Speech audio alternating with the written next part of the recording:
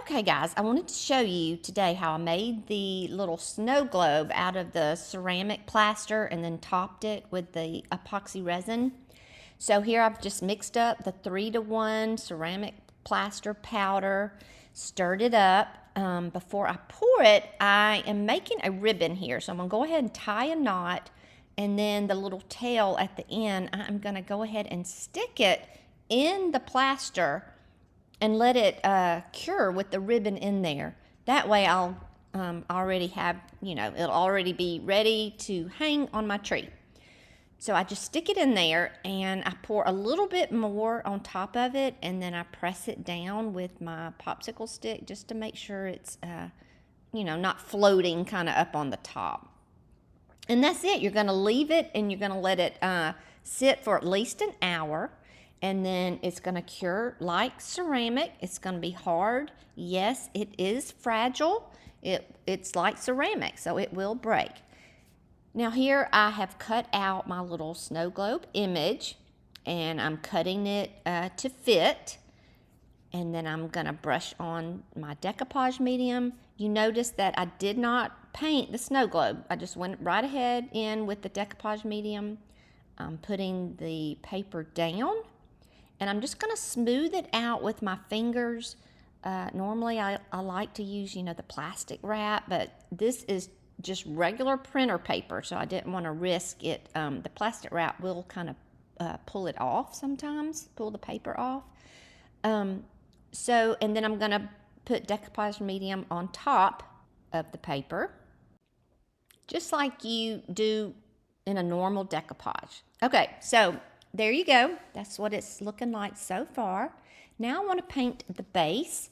And on the printable, I kind of liked how it had like the little wooden type base. And so I'm brushing on a little golden brown paint. This was just a custom mix from Paint Couture. I did put on 2 coats. So, and I dried that a little bit with a hair dryer. And so here I'm just going to sand the edges of my paper after the decoupage medium dried. So make sure that's dry before you start sanding. And here I'm going to go in with a little glaze, a little dark brown glaze, just to give the base kind of more of a little wooden look, and it gives it a little more dimension. So after you brush it all on, you're going to wipe it back with a damp rag, and there you go. You could be done right here, but I'm going to go in and top coat the globe with resin. So epoxy resin has a part A and a part B, and you put equal amounts of each part in a cup, and then you stir it.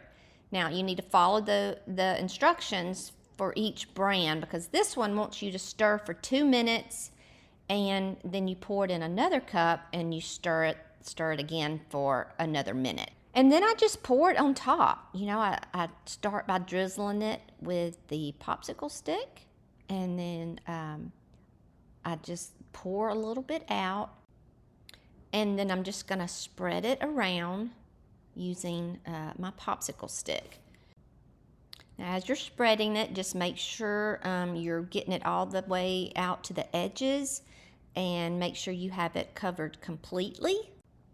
And then just leave it to cure. Try not to touch it. If you see any bubbles, use your heat gun for 1 to 2 seconds, and then I usually just forget about it until the next day. So here it is the next day.